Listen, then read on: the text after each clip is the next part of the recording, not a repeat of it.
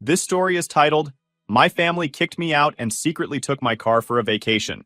Now they're begging me to stop. Hi everyone. Before we dive in, a quick favor.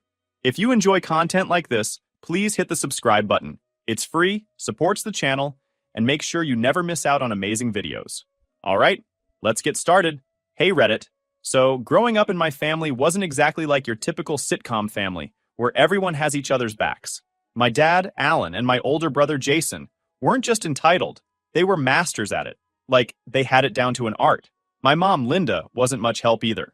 She just went along with whatever they did, no matter how messed up it was. Her favorite line was always, "That's just how they are," as if that was some magical excuse to let them do whatever they wanted. Alan's entitlement started way before I was born. He always acted like the world owed him something, and apparently having kids was just a way to get more people to do stuff for him. He told me once about how his parents never said no to him growing up. If he wanted something, he got it. No questions asked. He liked to say that's how families should work, but what he really meant was everyone should do what I want, or else. Jason was basically a carbon copy of Alan, just younger and more smug about it. If Alan said something, Jason was right there backing him up, like a little mini sidekick. He didn't just inherit the entitlement, he leveled it up. He'd make fun of me for being too sensitive whenever I tried to stand up for myself. If Alan took my stuff, Jason would laugh and tell me to stop being dramatic. They were like a two-man wrecking crew for my sanity. I can't even count how many times they just took my stuff because they thought it was theirs by default. One time, I spent weeks saving up for a new laptop. I needed it for school, and I was so proud when I finally bought it. Literally, 2 days after I got it, Jason grabbed it and started installing all these games. I told him to give it back, and he just said, "Relax, you're not even using it right now." Alan chimed in, "He's your brother. Let him borrow it." Borrow? Yeah, right. I never saw it again without Jason's greasy fingerprints all over the screen. This was my life with them. Alan would take whatever he wanted, and Jason would back him up like it was his duty. And Linda? She just stayed out of it, shrugging and muttering about how boys will be boys. No one ever had my back. I learned early on that if I wanted something, I had to keep it hidden, or make it so they couldn't touch it. By the time I turned 18, I knew I had to get out of there. Living under their roof was suffocating. Every day was a reminder that nothing was mine. Not my stuff, not my time, not even my peace. I started saving every penny I could from my part-time job at a local hardware store. That's how I ended up with a 1998 Honda Accord. It wasn't much to look at. It had rust spots, a cracked taillight, and the engine sounded like it had a smoker's cough, but it was mine. I spent months fixing it up. Every paycheck went toward parts and repairs. New tires, a tune-up, replacing the battery, you name it. I did it. I wasn't just fixing a car. I was building my escape plan. Of course, Alan and Jason didn't see it that way. To them, the Accord wasn't my hard-earned ticket to freedom. It was just another thing they could use whenever they felt like it. I tried to set boundaries, but they didn't care. Jason took it the first time without even asking. I came home from work, and the car was gone. I freaked out and started calling everyone, only for Jason to stroll in hours later, like nothing happened. He tossed me the keys and said, "Relax, I just took it for a spin."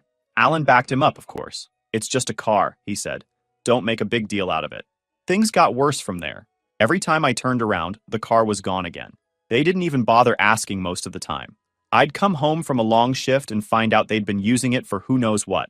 One day they brought it back with a huge dent in the side. I lost it. "What the hell happened to my car?" I yelled. Jason just shrugged. "It's old. Who cares?" Alan, ever the diplomat, added, "You should be grateful we even brought it back." That's when I started hiding the keys. I wasn't about to let them trash the only thing I had. But hiding the keys only made them more determined. One night, I woke up to the sound of Jason rummaging through my room, looking for them. When I caught him, he just laughed and said, "Don't be so paranoid." The final straw came one morning when I woke up and the car was gone again. This time, they were working as a team. Alan had found the spare key I didn't even know they had, and he and Jason had taken the car on one of their infamous trips. I called the cops. Hours later, I got a call from the police. Alan had been pulled over for speeding, and Jason was in the passenger seat laughing about it. When I went to pick up the car, Alan had the nerve to lecture me. "If you weren't so selfish, we wouldn't have to do this," he said. "Are you serious?" I snapped. "You stole my car!" When we got home, Alan sat me down in the living room and dropped the hammer. "If you can't handle living under my roof, then you're out. You have 2 weeks to pack your stuff." Jason was sitting in the corner, smirking like he'd just won some kind of prize. "Good luck out there," he said, his voice dripping with fake sympathy. Getting kicked out wasn't even the worst part. I mean, sure, it felt like a slap in the face, but Honestly, I'd seen it coming for a while. Alan always had to have the last word, and Jason loved stirring the pot. What really pushed me over the edge was how smug they both were about it.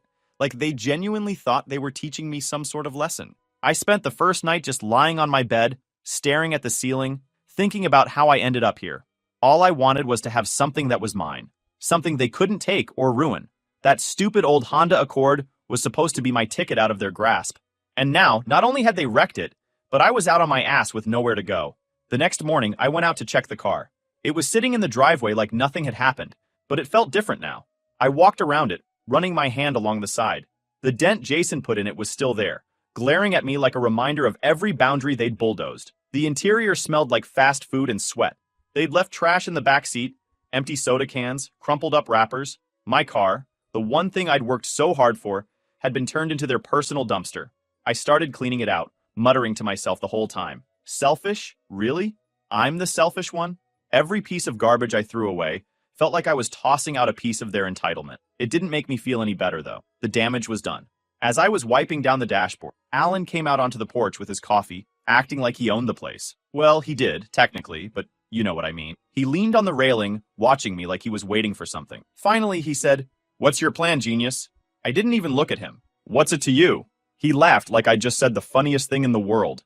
"You think you can survive out there without us? Good luck." Jason stepped out behind him, shirtless and eating a bowl of cereal like he hadn't a care in the world. "Yeah, you're gonna come crawling back in a month. Bet money on it." I wanted to snap back, but what was the point?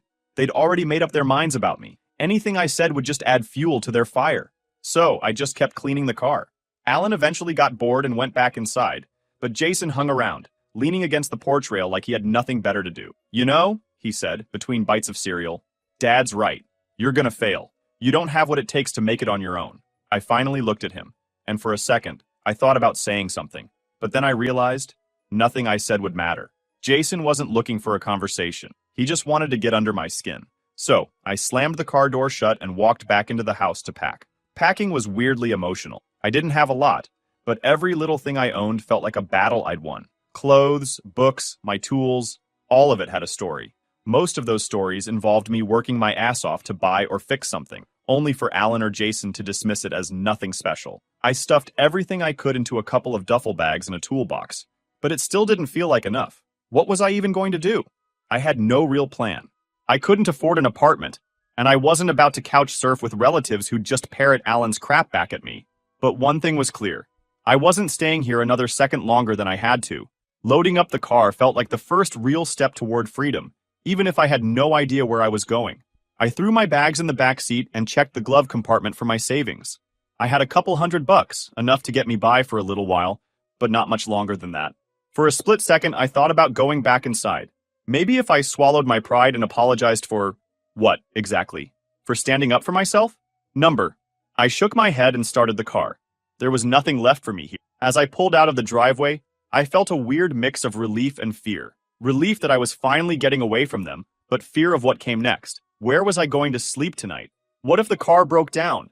What if they were right, and I couldn't do this on my own? I drove aimlessly for a while, just trying to clear my head. Eventually, I ended up in the parking lot of a grocery store. I parked in the far corner, away from everyone else, and just sat there for a while. It felt weird, like I was in limbo, halfway between the life I was leaving behind and whatever came next. I spent the night in the car, curled up in the driver's seat with a hoodie for a pillow. The next morning, I woke up stiff and groggy, but determined. I wasn't going to let Alan and Jason be right about me. I didn't know how, but I was going to figure this out. They thought they'd broken me, but they were wrong. They were about to see what I was really capable of. The idea of a camper hit me while scrolling through my phone, half awake and annoyed at how stiff my neck was from the awkward position. I stumbled across a video about tiny homes. At first, I laughed it off. Those things were ridiculously fancy, and I definitely didn't have the money for that kind of setup. But then, I saw a picture of a fifth-wheel camper. It wasn't pretty, but it had potential. Small, portable, and most importantly, affordable. That's when it clicked. A camper wasn't just a place to crash. It was freedom. I spent the next few days diving into online listings. It became an obsession.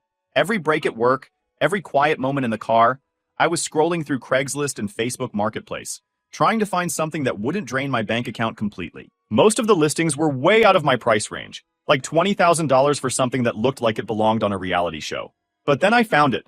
A 2001 Keystone Cougar fifth wheel. The pictures weren't great, but I could tell it had good bones. It was just old enough to be cheap, but sturdy enough to last. The guy selling it, Sam, was asking for $3,500, which was still a stretch for me, but I figured I could negotiate. A few days later, I was driving out to meet Sam at his property, which was about 45 minutes from where I was staying. Or, well, parking. "The Cougar's over here," he said, leading me around the side of the house. There it was, sitting on a patch of overgrown grass like it had been forgotten about for a while. The paint was faded, and there were a few dents along the side, but it looked solid. "She's a little rough around the edges," Sam admitted, "but the plumbing works and the roof doesn't leak. Tires are new too." I walked around it, checking every detail. The interior wasn't much to look at. Cramped and dated, with peeling wallpaper and a faint musty smell. But it had everything I needed. A small kitchenette, a bathroom, and enough space for a bed. "How firm are you on the price?" I asked, trying to sound confident even though my stomach was doing flips. Sam scratched his chin, thinking it over. "Tell you what, if you can haul it out of here this week, I'll knock it down to $3,000. It was still a lot of money, but I couldn't pass it up. "Deal," I said, shaking his hand. The next hurdle was figuring out how to actually tow the thing. My Honda wasn't going to cut it, so I called my cousin Ethan. He was one of the few family members who wasn't completely wrapped up in my dad's nonsense. Ethan was the kind of guy who always had a solution, usually involving tools, a truck, or both. When I told him what I was up to, he didn't even hesitate. "Bring your car over, and we'll figure it out." Ethan's place was about 20 minutes outside town, on a chunk of land big enough to house his collection of old trucks and project cars. He'd been working on cars since high school, and his garage was a mechanic's dream. When I pulled into his driveway, he was already outside, wiping his hands on a rag. "So, you're really doing this, huh?" he said, grinning as he leaned against the hood of his truck. "Yeah," I said. "I've got to get out of here. This is the only way I can afford my own space." He nodded, like he got it completely. "All right, let's see what we're working with." We spent the rest of the afternoon rigging up his truck to tow the camper. Ethan had a knack for making things work, even if it meant bending a few rules. By the time we were done, his truck was ready to haul, and I was starting to feel like this might actually happen. "You can park it here if you need to," Ethan said as we wrapped up. "I've got plenty of space, and it's not like your dad's gonna show up here." "Thanks," I said, relieved. "I owe you big time." The next day, we drove out to Sam's place to pick up the camper. Towing it back to Ethan's property was nerve-wracking. I kept glancing in the mirrors, half expecting something to go wrong. But we made it without a hitch. The first night in the camper was surreal. It wasn't fancy, far from it. I slept on an old mattress that smelled vaguely of mildew, surrounded by peeling wallpaper, and a tiny sink that dripped if you didn't turn it off just right. Over the next few days, I started fixing it up. I scrubbed every surface, patched a small hole in the floor, and added some cheap string lights I found at the dollar store. Ethan helped me hook up a water supply, and I managed to find a used propane tank for the stove. It wasn't much, but it was starting to feel like home. I thought moving would give me some peace, but of course Alan and Jason couldn't leave well enough alone.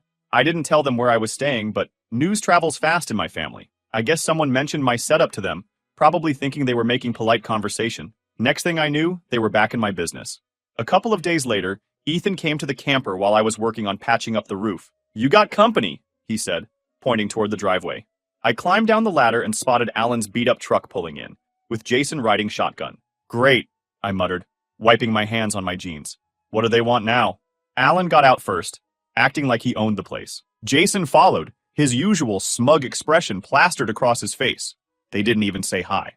Alan just walked right up to the camper, looking it over like he was appraising it. "Nice setup you've got here," he said, his tone dripping with fake politeness. "Looks like it could use a little TLC, though. You keeping up with the maintenance?" "What do you want, Dad?" I asked, crossing my arms. Alan smiled, but it wasn't friendly. "We've been talking, and we think it's time you showed a little gratitude. Let us take the camper out for a weekend. It's not like you're doing anything important with it."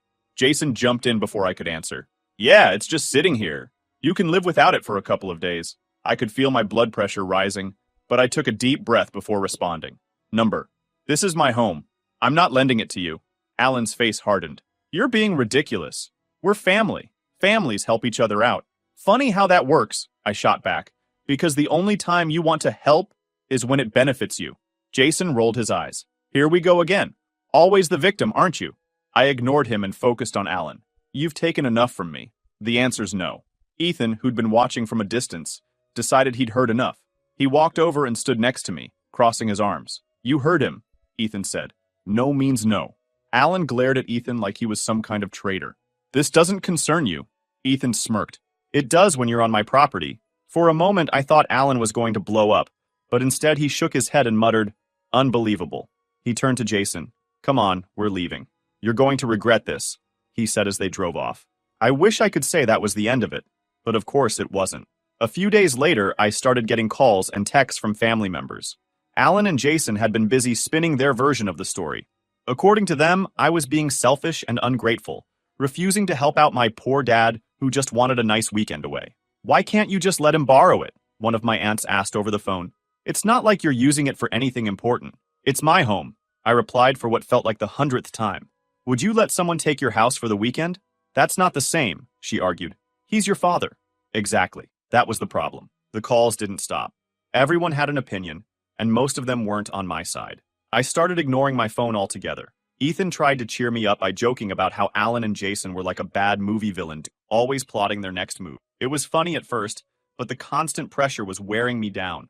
The breaking point came when they showed up again. I was sitting outside enjoying a rare moment of peace when I heard the rumble of their truck coming up the driveway. I groaned. "You've got to be kidding me." Alan didn't even bother with pleasantries. He got out of the truck and pointed at the camper. "We're taking it," he said, like it was already decided. I stood up. "The hell you are." Jason leaned against the truck, smirking as usual. "We figured we'd give you a chance to do the right thing, but clearly you're too stubborn for that." Ethan came out of the garage, wiping his hands on a rag. "You're not taking anything," he said, his voice calm but firm. "Unless you want me to call the cops." That got Alan's attention. "You wouldn't dare," he said, his tone low. Ethan didn't flinch. "Try me." There was a tense moment where I thought things might actually get physical, but Alan backed down. He muttered something under his breath and got back in the truck. Jason gave me a sarcastic little wave as they drove off. "This isn't over," he said. I thought things would settle down after Ethan stood his ground. I mean, how many times can you be told no before you finally get the message? But Alan and Jason weren't the type to let anything go, especially when they felt disrespected. For them, it wasn't just about the camper, it was about control. If they couldn't have it, they'd make sure I regretted keeping it from them. A few weeks passed without any drama. I started to let my guard down, thinking maybe they'd finally moved on. Ethan even joked about it one night while we were working on his truck. "You think they're plotting their next move?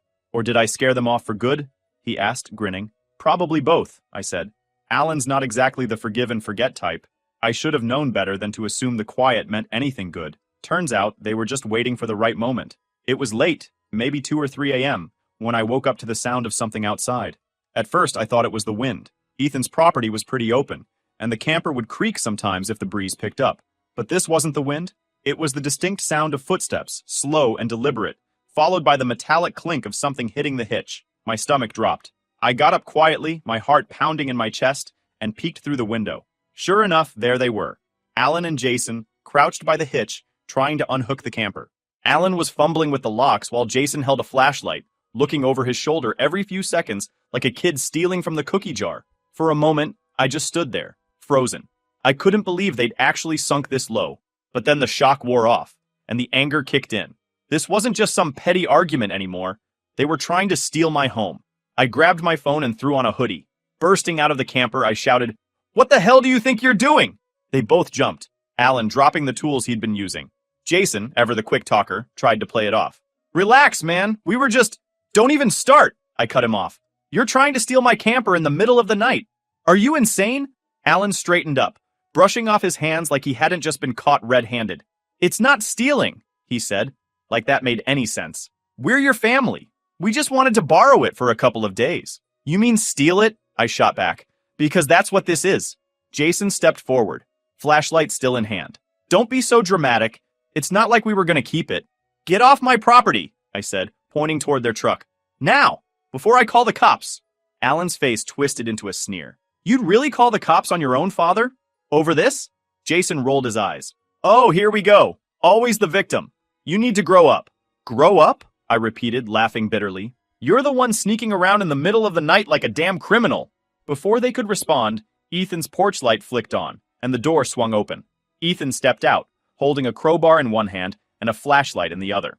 "What's going on out here?" he called, his voice calm but firm. Alan and Jason both froze. Alan, probably thinking he could smooth things over, raised his hands. "We're just having a little family disagreement," he said. Ethan wasn't buying it. "Looks to me like you're trespassing." You want to explain why you're messing with the camper at this hour? Jason tried to jump in, but Ethan cut him off. Save it. You've got about 30 seconds to get in your truck and leave, or I'm calling the cops myself. After they were gone, Ethan turned to me. You okay? Yeah, I said, though my heart was still racing. Thanks for coming out. He nodded. Figured they'd pull something like this eventually. You should probably think about adding some extra security, just in case. I was already planning on it, I said, running a hand through my hair. This just sealed the deal. The next day, I went into full lockdown mode. I bought motion sensor lights and heavy-duty locks for every part of the camper that could be accessed. I even found a GPS tracker online that I could attach to the undercarriage. If they ever managed to move the camper, I'd know exactly where it went. Ethan helped me install everything, and by the time we were done, the camper looked more like a fortress than a home. If they come back, they're gonna need a damn tow truck, Ethan joked, though I could tell he was just as frustrated as I was. Alan and Jason didn't try anything for a while after that, but the damage was already done. Every little sound outside made me suspicious, and I started checking the locks obsessively. It wasn't just about the camper anymore. It was about feeling safe, and they'd taken that from me. The real showdown came at the family barbecue. Ethan had offered to host it that year, and I figured it was a good chance to reconnect with some of the less dramatic members of the family. I parked the camper off to the side of his property, far enough from the main area to give myself some space, but close enough to keep an eye on it. Things were going well at first. I caught up with a few cousins, played a game of cornhole, and even managed to laugh a little. For a moment, it felt like maybe we could all just have a normal day without any drama. And then Alan showed up. He didn't waste any time. The moment he saw the camper, his face twisted into a scowl, and he made a beeline for me. Jason was right behind him, smirking like he couldn't wait to watch the fireworks. You really brought it here? Alan said, loud enough for everyone to hear. You couldn't let your old man borrow it, but you'll drag it out here to show off? I sighed, already exhausted by the conversation. It's my home, Dad. I'm allowed to take it wherever I want. Unbelievable, he said, throwing his hands up. You don't care about family at all, do you? After everything we've done for you. Jason chimed in, because of course he did. Yeah, real classy, man. You're making this whole thing about you. By now, a small crowd had gathered, clearly enjoying the drama. Before I could respond, Chloe, one of my cousins, stepped in. Honestly, he's right, she said, crossing her arms. Maybe it's time you two stop treating him like garbage. This isn't about the camper. It's about control. And everyone here knows it. Alan turned bright red, and Jason looked like he'd been slapped. The rest of the family stayed quiet, which was probably the best thing they could have done. Alan muttered something about how no one respected him anymore and stormed off, Jason trailing behind him. I didn't win any popularity points that day, but I didn't care. For once, someone had called them out, and it wasn't just me standing there alone. The next morning, we hitched the camper to Ethan's truck and moved it closer to the garage. It wasn't as picturesque as the spot by the trees, but it was safer. Ethan also helped me install a new motion sensor light that covered the entire driveway. If Alan and Jason tried to come back, they'd be lit up like a Christmas tree. I also decided to take things a step further. Using the GPS tracker I'd installed earlier, I set up an alert system on my phone. If the camper moved more than a few feet without me knowing, I'd get an instant notification. It wasn't foolproof, but it was better than nothing. Alan and Jason didn't show up again after that, but I knew it was only a matter of time. They'd made it clear they weren't going to let this go, and I wasn't about to back down. This wasn't just about the camper anymore. It was about standing my ground. For once in my life, I wasn't going to let them take something from me. As I sat in the camper that night, surrounded by the soft glow of the string lights I'd put up, I felt a strange mix of exhaustion and determination. They could try all they wanted, but this was my home, and I wasn't going to let them take it without a fight. For a while, things stayed quiet. Alan and Jason must have realized that showing up uninvited wasn't going to work anymore, especially with Ethan ready to shut them down the second they tried something. But knowing them, I couldn't shake the feeling that they were planning something. They never really let things go. They just waited for the next opportunity. And that opportunity came when I had to leave town for work. It wasn't anything major, just a couple of days helping out at another branch of the company I worked for. Before I left, I triple-checked everything. The camper was locked up tight, the GPS tracker was set, and Ethan promised to keep an eye on things while I was gone. I even joked with him about needing a security detail. Don't worry, he said, smirking. If they try anything, I'll handle it. I didn't think they'd have the guts to try again, especially after the mess they've been causing. The first night I was away, I got a notification on my phone from the GPS tracker. At first, I thought it was a glitch. Maybe a strong wind had jostled the camper, or a curious animal had triggered the motion sensors. But when I opened the app and saw the live location, my stomach dropped. The camper was moving. I stared at the screen, trying to process what I was seeing. It wasn't just moving a little, it was cruising down the highway, heading away from Ethan's property. I called Ethan immediately. "Hey, did you move the camper?" I asked, my voice shaking. "What? No," he said, sounding confused. "Why?" "Because it's gone," I said. "The GPS says it's halfway to town." There was a brief silence on his end, followed by a sharp curse. "That son of a... It's got to be your dad."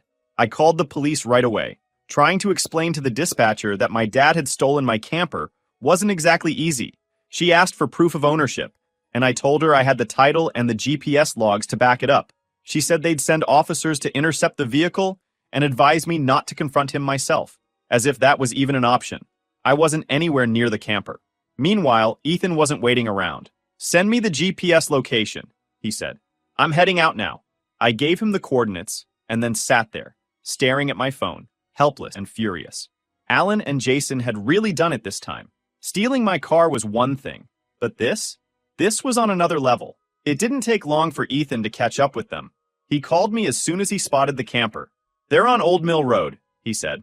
"I'm staying back until the cops get here, but I can see them clear as day. Your dad's driving and Jason's riding shotgun." "Figures," I muttered. "Just keep an eye on them." A few minutes later, the police arrived. Ethan stayed on the line, describing everything as it happened. The officers pulled Alan over just as he was turning into his driveway. Ethan parked nearby, watching as the situation unfolded. "They're talking to him now," he said. "Your dad's trying to argue, but they don't look like they're buying it." I felt a small surge of satisfaction hearing that. Alan had always been good at talking his way out of trouble, but this time, he'd gone too far. The call ended when Ethan said he'd head back after the situation was under control. By the time I got back into town the next day, Alan had already been arrested. Jason wasn't charged. He wasn't the one driving, but he'd apparently thrown a fit when the police took Alan away. When I went to the station to provide my statement, the officer handling the case was surprisingly understanding. "You're sure you want to press charges?" she asked. "This is your father, after all." "Yes," I said without hesitation. "He's been crossing lines my whole life, and I'm done letting him get away with it." Alan pled guilty a few weeks later. He avoided jail time, but he was slapped with a hefty fine and ordered to pay restitution for the trouble he caused. I heard through the family grapevine that he was furious about the whole thing, but I didn't care. I was done listening to his excuses. Jason, meanwhile, sulked in the background, acting like the victim in all this. He even tried to call me once, but I didn't bother picking up. The rest of the family was divided. Some thought I'd gone too far, that I should have just let Alan borrow the camper and avoided all the drama. Others, like Chloe, said it was about time someone stood up to him. For the first time, I didn't really care what any of them thought. I was finally free from their nonsense, and that was all that mattered. With Alan and Jason out of the picture, I decided it was time to hit the road. I'd been saving up, and I finally had enough to make a fresh start. Ethan helped me make sure the camper was road ready, and we even installed a few extra security measures just in case. "You're really leaving, huh?" Ethan said as we hooked up the camper to my truck. "Yeah," I said. "It's time." He nodded. "Well, don't be a stranger. And if Alan or Jason tries anything, call me. I'll take care of it." I laughed. "Thanks, man, for everything." Driving away from Ethan's property felt surreal. For the first time in my life, I wasn't just running from something, I was running towards something. I didn't know exactly where I was going, but that didn't matter. What mattered was that it was my decision. I spent the first few nights parked at a campsite just outside town, getting used to life on the road. It wasn't glamorous, but it was peaceful. I'd sit outside the camper at night, looking up at the stars and feeling more at ease than I ever had before. One evening, as I was sitting by a small campfire, I thought about everything that had led me here. Alan, Jason, the family drama. It all felt so far away now. For the first time, I wasn't just surviving. I was living, totally on my own. Ties completely cut with my parents and brother, and that was my closure.